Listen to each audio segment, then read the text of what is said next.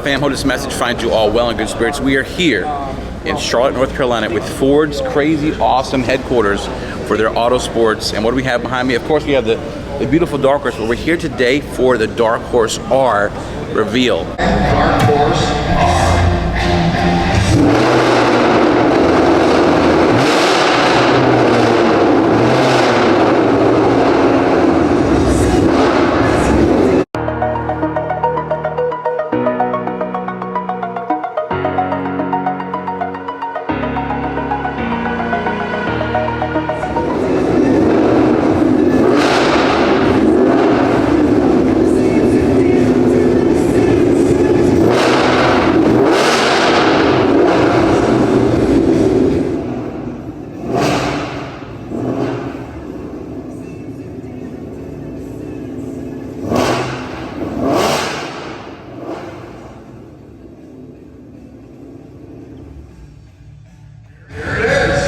Mustang Dark Horse R, what do you think?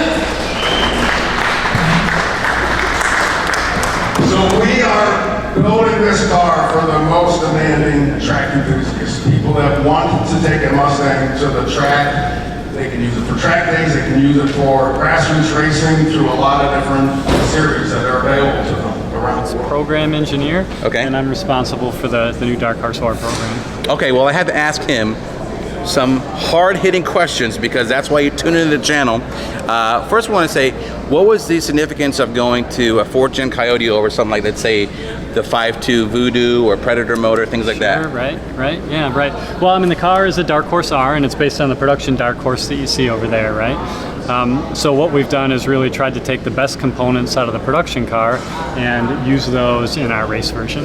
So basically, because the 7th Gen has a 4th Gen 5.0, the Dark Horse R is going to have it. Spot on. Yes. Now, how can someone like myself, maybe I want to just turn that into my Dark Horse into R? Do I just gut it and I have R? Like, what is it? What makes it so significant? Sure. Right. Well, folks do that every day. They take their production cars and turn them into race cars. Guilty, but yeah, right, you know. Right, but there are some things unique about this. Some of the things that would be difficult for the average consumer to go do, right, is the integration, right? So Okay. it's a full package. Like I said, we kept the best of the production vehicle. The powertrain is, I'll say, mainly production.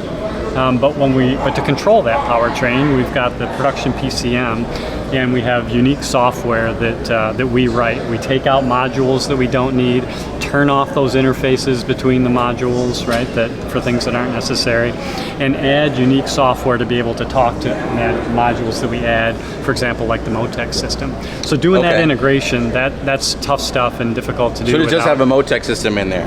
Yes. Okay. Yep. So there's no heated and cool seats, unfortunately, for you people who would hope to have that. Can we take a look at the motor? Absolutely. Check it out. All right. And I see hood struts still on the Dark Horse R, so you need them for the track. pretty cool here. This looks very similar to the production vehicle. Yeah. Curious, I'm a layman track guy. I'm usually just a drag strip. I don't see any strut tower here. What is that just for weight saving, or what am I missing? Yeah, right. So let's point to what is in that location where the strut tower would be. We've got this unique set of camber adjustment plates on both sides, right? And what's really, I love this feature of the car. And what's cool about these is, if you're a track person, you're going to want different camber in your vehicle than, let's say, a street car would. And for different tracks, you're also looking to adjust the camber, right? So we've got this system that has shims on either side that fill up this area, right? And what the racer will do is they will measure their camber with the shims moved from side to side. Right now it's got 3 big ones here, 1 big and 5 small, right? And you can change that, put 2 big here, 2 big and 5 small on this side, and that's going to be an adjustment in your camber. And you're going to be able to measure that, and you're going to know what those changes do for you without having to remeasure every time, right? If you've seen the camber plates that are, I'll say, common for street cars, they're not like this on top. You've got measurements kind of down inside the shock tower. You're loosening a bolt and sliding it in a slot, and getting that adjustment right in that situation, it can be really difficult and time consuming. You might have to iterate on it. Where this, you just know, you've got your notebook that says, this many shims is going to give me this number. You can set it up, and off you go on the track, and you're ready to go. So love those, right? But back to your question about the strut tower brace not being there, right? Something we do on these vehicles is we do seam welding, right, to add stiffness to the car. And you'll see that we've got an extensive roll cage in the car as well. It's also making it very stiff.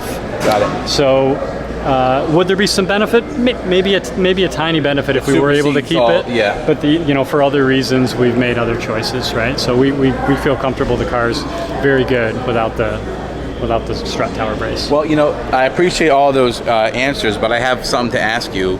I'm a guy who likes to go to the drag strip, test and tune. Right. I just love the Cobra Jet that Ford does. I've noticed, at least so far, out of the 7th gen, there hasn't been much about the drag strip kind of variants. Are we going to see a drag strip kind of setup, or is Ford just moving totally towards motorsports only? Because old fogies like me who like to cut a light and go straight. Right. Is there something for our appetite? Yeah, for sure. So Ford's not out of drag racing by any means, right? I mean, you'll see us at the highest levels in NHRA. We did the Cobra Jet program. We did our 50th anniversary program a few years back. We demoed a electric Cobra Jet. Yeah, I was in Tennessee recently. when you guys did that. Yeah, it was a good race. Right. It was good. Yeah, exciting stuff. So Yeah. you've seen that, as well as in the NMRA. We work on a class called Coyote Stock there, Yes. where we take a sealed Coyote engine and the customers take it and turn it into a pretty darn impressive race car. Those guys running high 9s. I like with a it, guys. Sealed Coyote engine. So Speaking my language. Now I'm getting excited. there you go. So Ford is still. We're not out of drag racing just yet, guys. So, and now, is anything done to this motor compared to the regular Dark Horse? Is it the same motor? Is it upgraded at all? Yeah. Okay. So it is upgraded a little bit, right? Okay. Really, for the racing environment, what we've done is added a high capacity deep sump oil pan. Got it. Something we developed on the Mustang Shelby FP350S a few years back. A ton of development went into that pan because you really, in a road race application, that oil is sloshing all over the place, right? Even further than you would see on a production car once you get into sticky tires like this. So you're generating high Gs, and that oil really wants to plant itself against the side. So that pan has extensive trap doors and other features to contain the oil in the sump. So we started right in and included that pan on this car, and it seems to be doing its job. Yeah, it's really the high level of a wet sump pan that we've got on here. So. And this has the same transmission as the Dark Horse normally does? Okay, wow. Any upgrades to that transmission, or out of the box? Other than the shifter, it's a catalog shifter really that stiffens it up a bit, right, for those hard shifts on track. Sure. And we've added both for the engine as well as the transmission and the differential. We have different coolers, so you want to got to be able to keep these parts cool in that racing environment. And you could order this from Ford Performance? How does that work? The car is going to be sold through Multimatic. Okay. Yeah, they're our partner on race cars. If you want a Dark Horse R, a Mustang GT4, or a Mustang GT3, all those cars are going to be available for purchase through Multimatic. Okay, that's good information. Multimatic. I'll also take deposits. No, I'm just kidding. We'll have a web page. Okay, great. It's a Ford Performance page, and it'll take you right to the Multimatic. Can we look at the interior? Absolutely. Yeah. We take a lot of things out, and we leave only what's really necessary for racing. So first thing that'll jump out at you, like I said, is the roll cage. Pretty extensive system there. We've got a Recaro racing seat and mount system. We have Sparco harnesses, a Sparco quick release steering wheel, as well as a Sparco fire suppression system, excuse me. And how much does this weigh, or is that just classified information? We're not quite ready to announce that. Gotcha. Yep, Okay. but that'll be coming soon. Okay.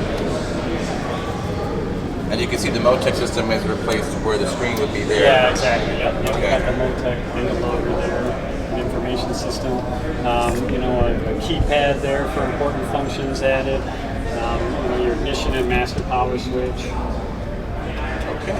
Well, we'll end it with some a very important. You okay, Don? All right. So we're gonna end the interview with one important question. Is the Dark Horse R the last kind of crazy name variant we're going to see the X50? Are we going to see, dare I say, Cobra, GT500? What do we got more stuff down the pipeline? Great. Well, fortunately, I don't have an answer for you on that. Okay. So I'm not lying to you. I don't know what's coming next. All right. But expect more from Mustang in the future for sure. All right, guys. I appreciate it. Thanks so much for your Awesome. time. Appreciate it, dude. Guys, Dark Horse R is here, and there's so much. He doesn't even know what's coming down the pipeline. So stay tuned. Stay locked in. Mustang is here. Mustang is now, and Mustang is the future. Peace. Just to show you some of the specs here of the Dark Horse. Grabber blue. Kind of wish you had a grabber blue calipers, but it's okay. This is a performance pack. You can see with the Recaros looking amazing. And then you have, I don't know, race red or grabber blue. Comment below what you guys like.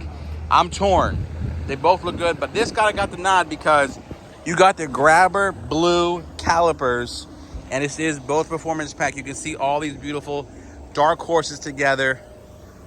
Ford is fueling them up, and then the Dark Ember. In the sunlight, you can see this naked eye. Here you go, take your pick. Wow. Comment below which one you would take. I can't hear the comment. I'll keep my S450. I'm just teasing. But you can see here, also one of the reasons why I was asked about the eyeliner thing is because of rock chips. That is some very heavy duty plastics that will stop rock chips. So that's what helps that angle there. Vapor blue looking great. We have Dark Ember. Again, we are here at Charlotte Motor Speedway. But I think this might be the winner.